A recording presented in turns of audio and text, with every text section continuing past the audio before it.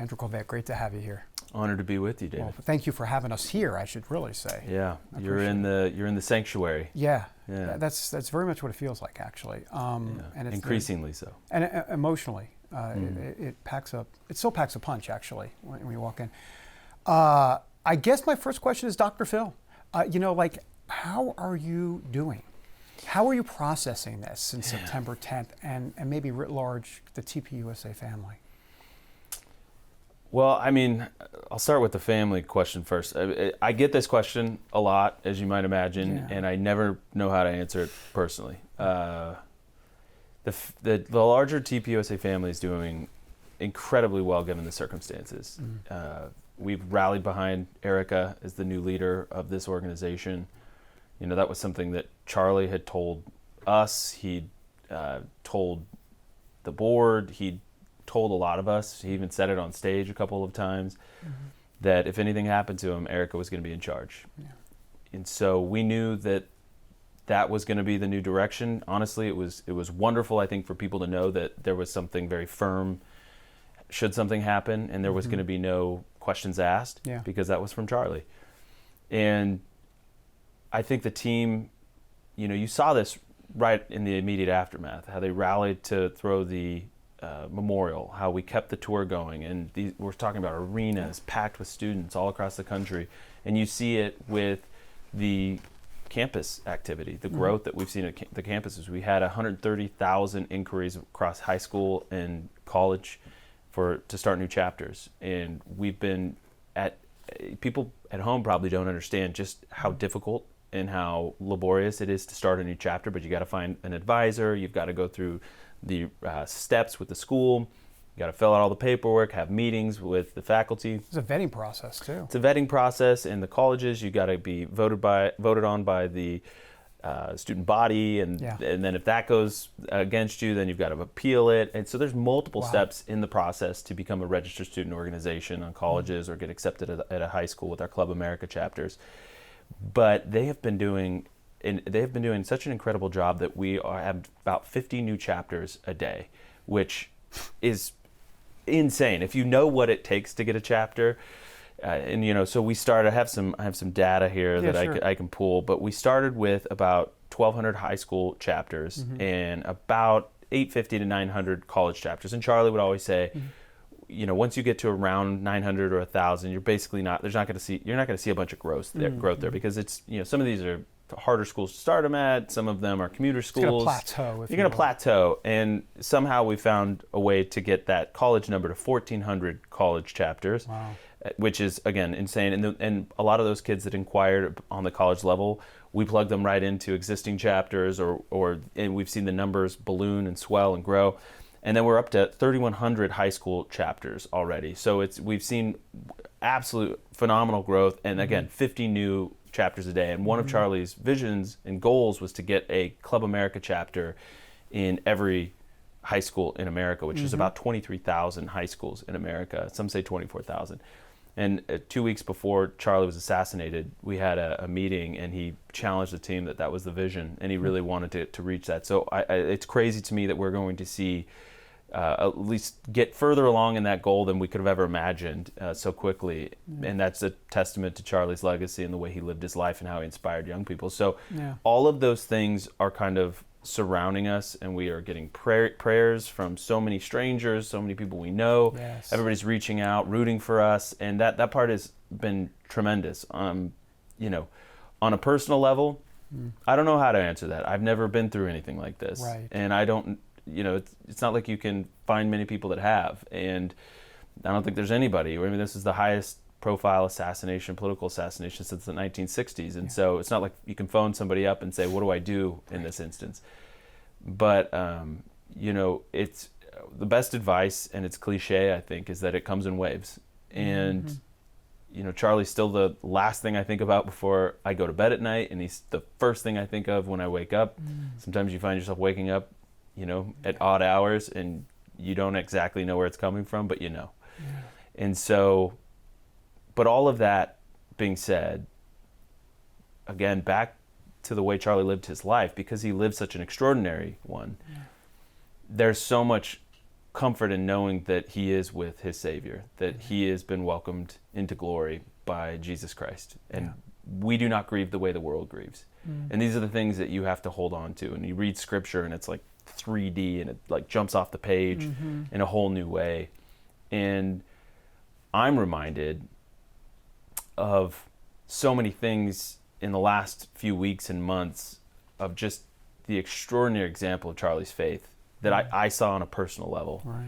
Things that stand out in hindsight, being 2020, where in the moment you're like, oh, Charlie just fired off a tweet about Jesus and I didn't understand why or what the motivation was, but you could tell his personal faith had reached such an incredible level, and he put so much weight on his faith, and he integrated it into everything that he did, into every speech, into every interaction with students. And so, again, we do not grieve the way the world grieves, and I am heartened to know that God has a plan. Yes. I don't have to understand it. I don't even have to like it, but I can trust it.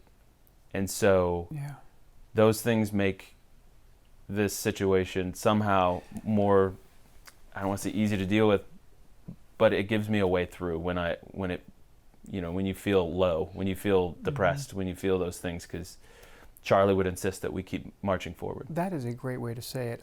How can people pray for TPUSA?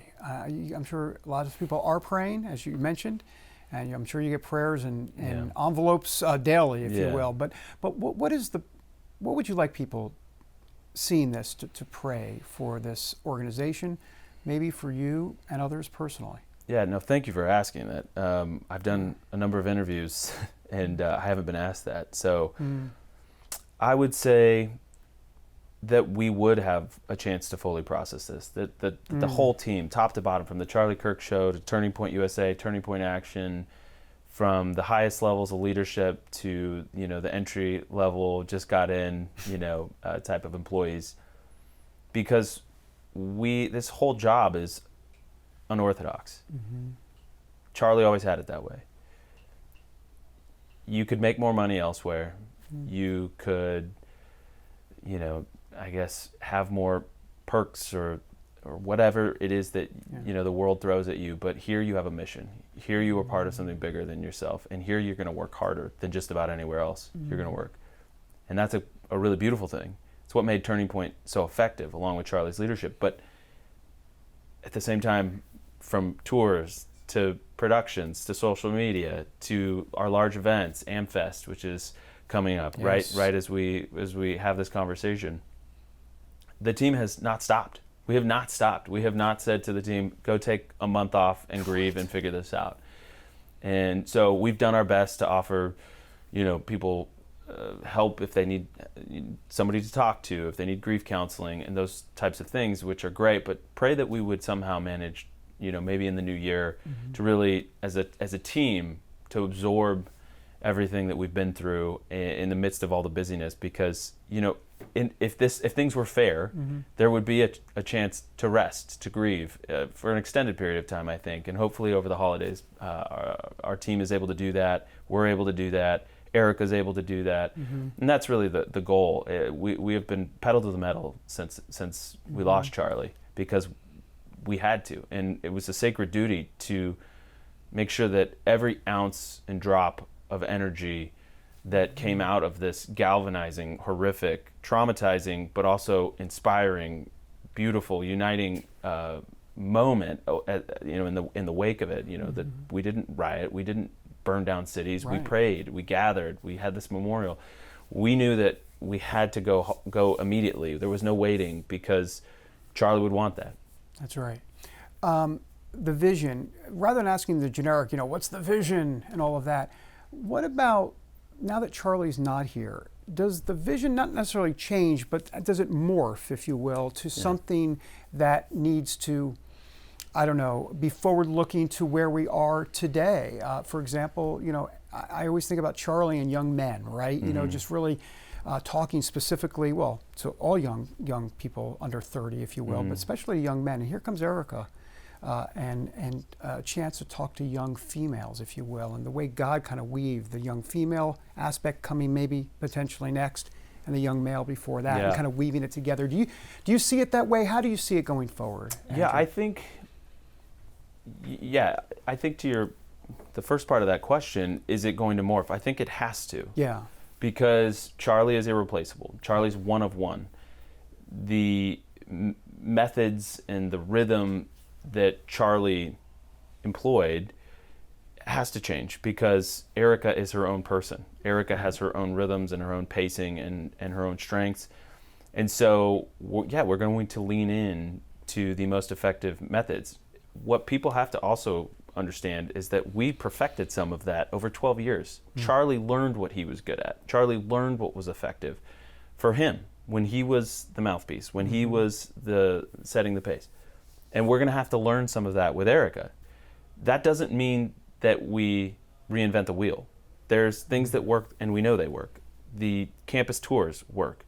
We're going to launch a Make Heaven Crowded TPUSA Faith Tour, a revival tour all across the country. Those things are kind of no-brainers to us at this point. And so we're going to really lean into these things that we know that already work and are going to work in the future. And we're also going to bring in a lot of our friends to help us do that.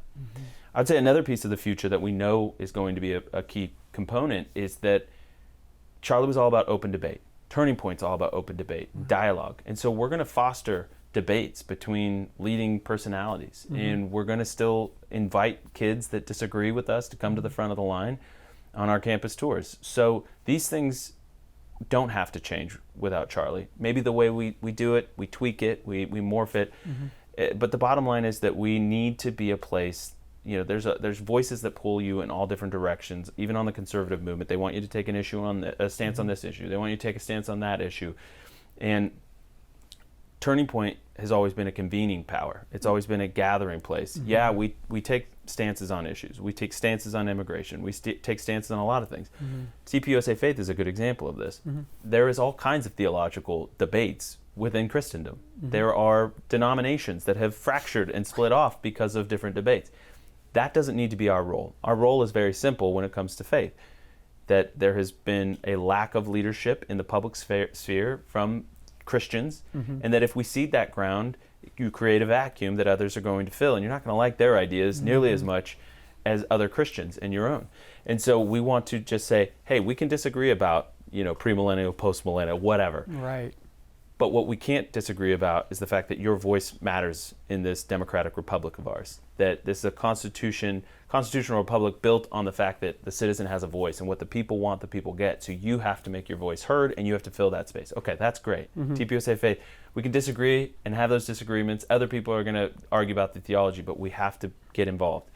When it comes to campus work, it's similar. There's going to be debates that arise. There's going to be fracturing in the coalition that arise. Well, let's be a place where those debates can happen, and let's embrace it. Let's not run from it. That is fair. That's a great answer. It kind of segues me to AmFest a little bit, and the fact that Tucker is going to speak, but you have Ben Shapiro. I mean, both on opening night. Oh, both on opening night. Okay, good. They can have a rap battle. I don't know. I don't know what they're going to do. Yeah. But that kind of gets to your point, and I'm assuming that Israel is one of those issues, if you will, especially the younger 30. What's going on in that younger 30 demo? What's your sense of it? Because we've seen a shift. No, absolutely. We've seen a shift. I mean, and there are going to be some immovables here, right? Non-negotiables. What are those? That Israel has a right to exist, that it has a right to defend itself, that we fully reject hatred of Jewish people, anti-Semitism, all that stuff. Because I think there has to be definitive lines. Now, when it comes to how much we should fund Israel, should the status quo, the foreign policy status quo, be continued? Should it be altered? Those kinds of things are worthwhile debates to have.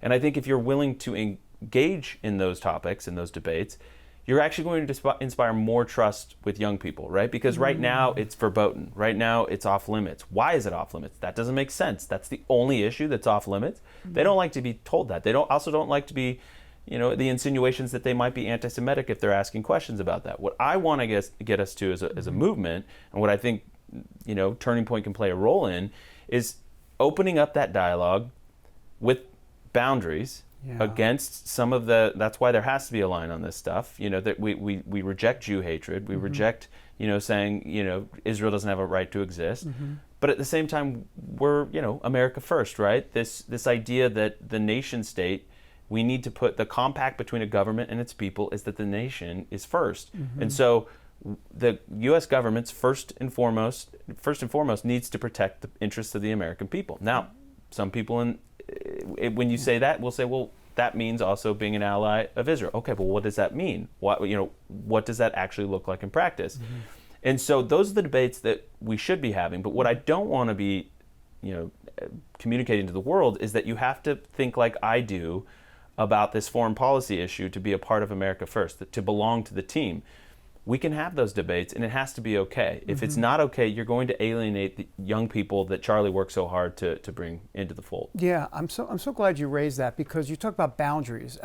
Is there a plan to lay out what those? I mean, you mentioned a couple here, but is there a plan to get specific on those boundaries in terms, like for example, Tucker? Okay, he's there at AmFest, but Nick Fuentes is not going to take the stage. So I mean, Sure. what's the line? You say you've mentioned a couple. I'm just wondering if there's going to be by TPUSA maybe more of a specific boundary line, or is that hard to say? I mean, listen, at the Charlie Kirk show, we're still doing the show. We talk about these issues there. The staff is watching that content. We communicate it on social media. Charlie is still the heartbeat and the spiritual center of what Turning Point is. Now Erica is kind of taking on that mantle. But this is why I say it to you. There are boundaries. I just said it, and I've said it before, and we'll say it again. I think what you see at AmFest, we never tell people what to say at AmFest. Charlie refused. That's the point, right? Yeah, we don't bring people to AmFest. I think there is this misconception throughout the years that we would bring people on and tell them what to say. Now Charlie might say to somebody like, go hard, go max, like go, don't hold anything back, But he wasn't like reviewing a script and saying, oh, don't say that, or scratching something out. I mean, the basic rules are respect the fact that you have kids watching, that families watch, make sure it's acceptable for all ages.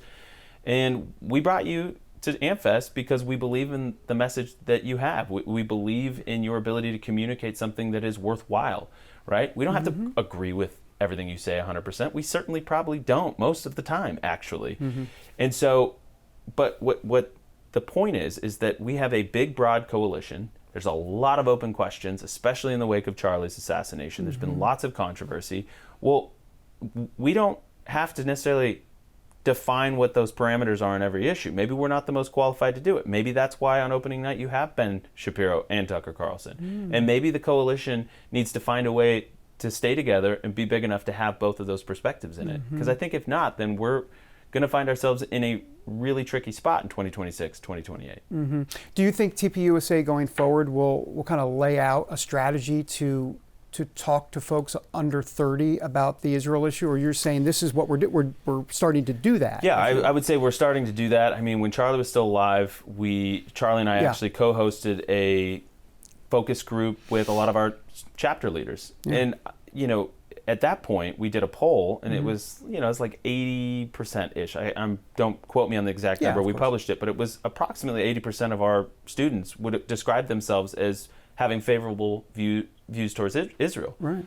And that didn't mean they didn't have a lot of questions. When we gathered them, and this is 2 months before Charlie was killed, and a lot of them had nuanced opinions of it. They didn't want to be called anti-Semitic for asking questions about the relationship with Israel, but they were also kind of like, hey, we like them more than the other guys, and we are broadly supportive, but what does that mean? And there is I think, a desire to take care of domestic issues first, stop looking abroad at abstractions or foreign conflicts or foreign wars or getting dragged into them. That's just the energy of the base and of the grassroots, especially the under 30 crowd.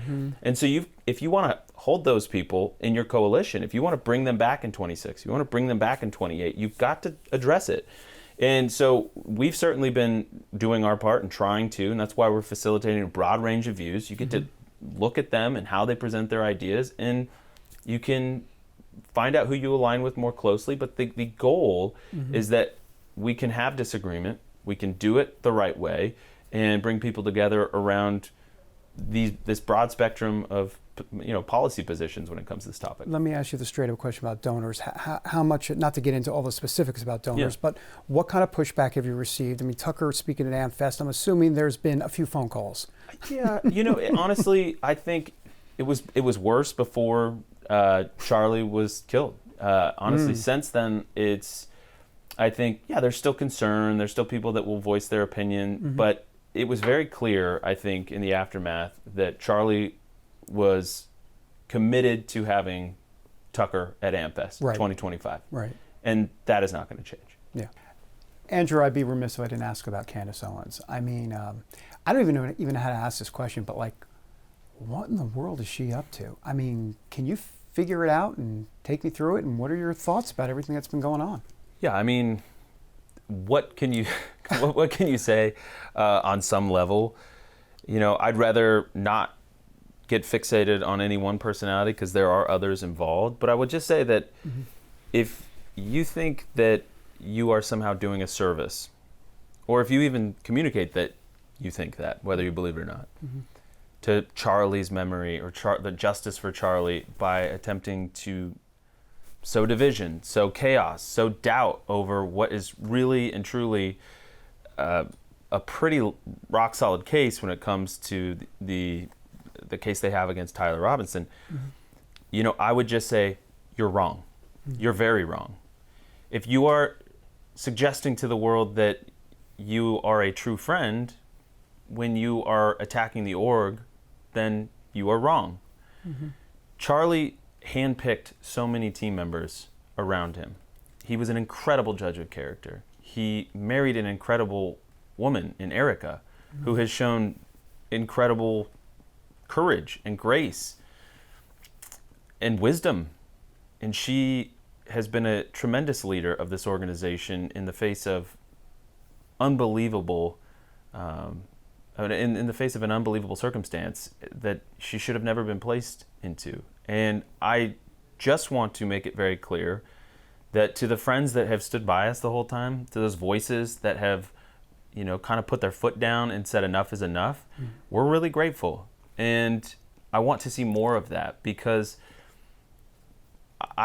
listen, I am cognizant of the fact that there are good faith questions out there. And I don't want those to get lost in the shuffle. I don't want those to get lost in some of the confusion and the sowing of doubt about things that should be settled.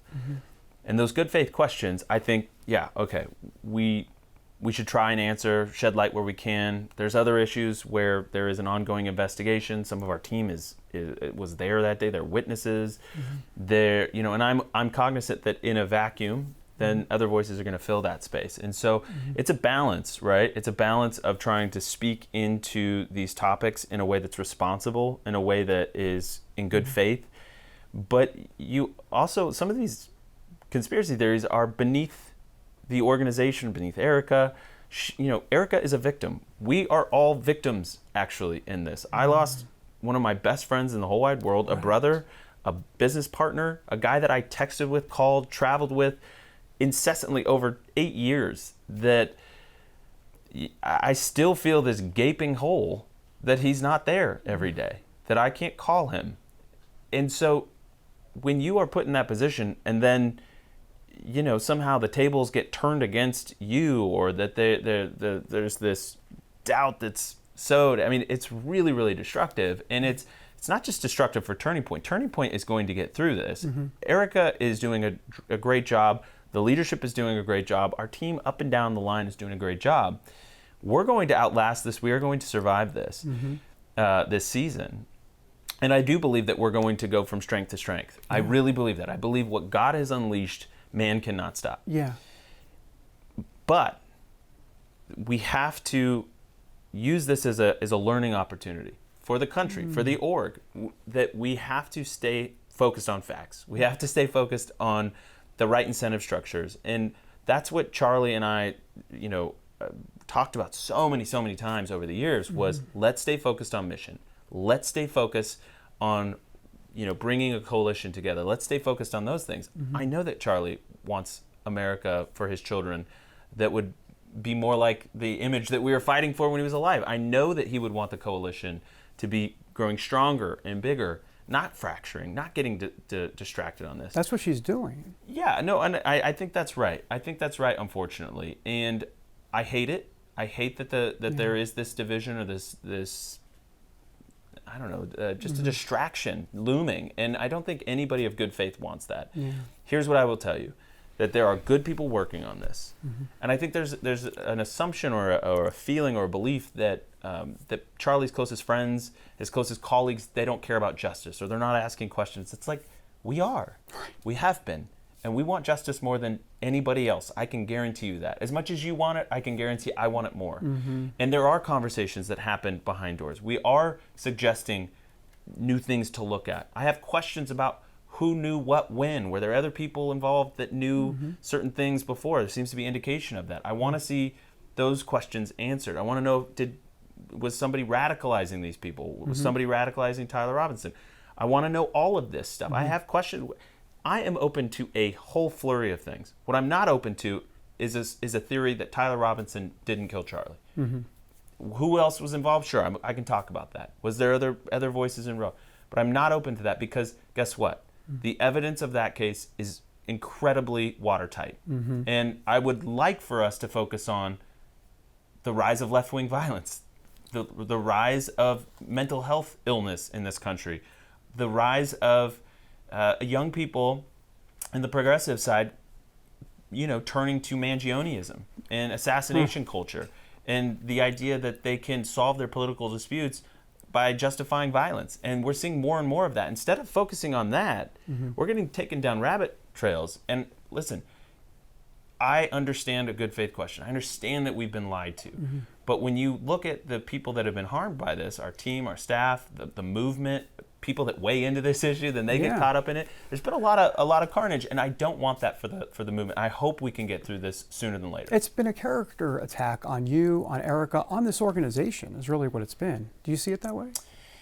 Yeah, I mean, it's, in some ways, of course, the nobody likes to live being accused of things that are laughable or silly or just not consistent with any fact patterns. So you shouldn't be subjected to that stuff. But I kind of view it as more like you're playing a role in somebody else's narrative, or this idea that's rolling. I mean, you can't really fix that because you're just you're a necessary piece in a unhinged in a saga that's playing out for somebody else. Okay. So I don't worry about it on a personal level. I really don't, because there's again, I have this massive piece. Like I said before, that what God has unleashed, man cannot stop. Man could harass, torment, get in the way, slow down, but they cannot stop it. And I believe that Charlie left these little clues along the way that he somehow kind of, I'm not saying he knew, but it's almost like he knew that his time, he needed to maximize his time. He scheduled his life in such a rigid way. He there was moments on the phone with him, you could just tell he was impatient, needed to get on the next thing. I mean, that was just a pace that Charlie kept. And, for 8 years, I poured everything into helping expand Charlie's mission, expand the reach that Charlie had, to tighten the arguments, to build the Charlie Kirk show, to help Turning Point USA. And I realized that was a duty that God placed in my life, and I was honored to do it.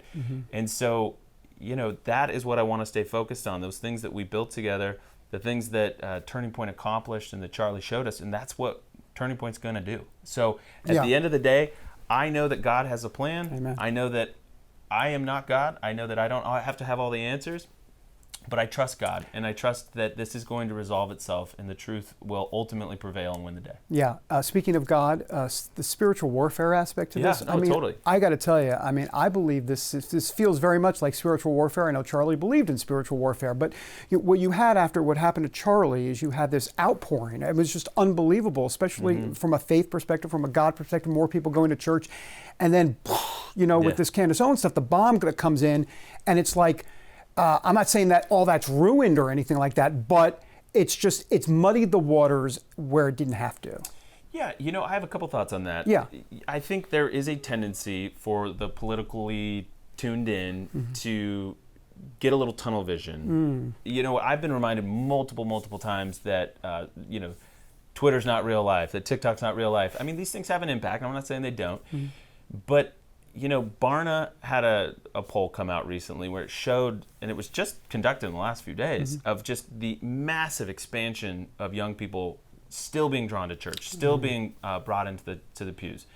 there was a poll that a candidate running for in a Republican primary just showed me that and he was so desperate to get the Turning Point Action's endorsement because he did this poll and found that Turning Point Action was the most popular org in that congressional district. There's little things like that. You meet somebody on the street, you see the way that the donors and even small dollar donors are reacting to the org. There's so much that has been unleashed that I think that there's a tendency to get a little too tunnel vision and tunnel focused on things that are ultimately going to pass away, that things are ultimately going to fade away. And so that's one thing. But I will say to your first point, spiritual warfare, yeah. The spiritual warfare point, I believe that what happened in the wake of Charlie's assassination, this massive outpouring of faith, these revivals, these vigils, these prayer circles all over the country, fathers wanting to be better fathers, husbands wanting to be better husbands, families coming closer together, focusing on the main things, and then of course with that memorial and that the most powerful, I think, public gathering and proclamation of the gospel of Jesus Christ that anybody has seen in living memory. And you think about all of that good being poured out. Right. And that's not even to mention the politics of it all and the patriotism and these chapters coming up all across the country.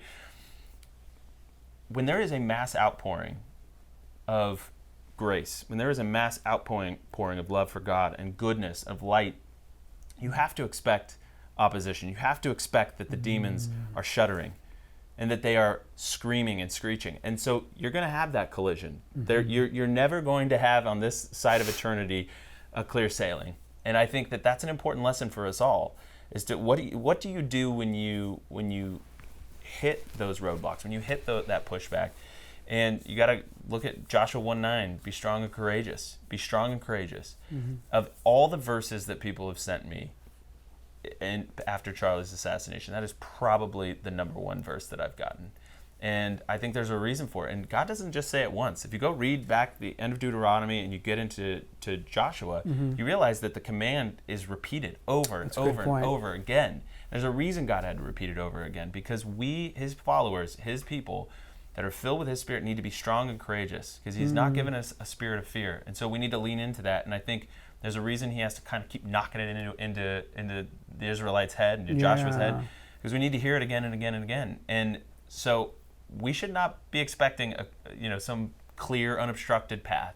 And Charlie didn't have that in life. Charlie overcame a lot. Charlie was up against a lot of criticism, was up against a lot of pushback at times, and he kept overcoming it. He kept rising above it. And how do you do that? You do good work. You keep advancing the mission. You keep you stay focused on the main things. Is it fair to say, because you mentioned the demons, and is it fair to say on the spiritual warfare that what you're seeing from what Candace is saying is evil?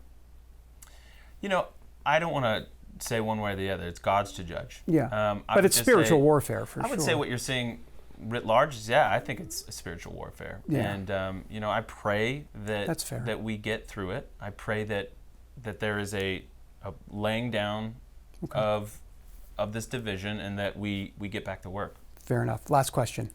Charlie, if he was here today, what would be his message to the movement?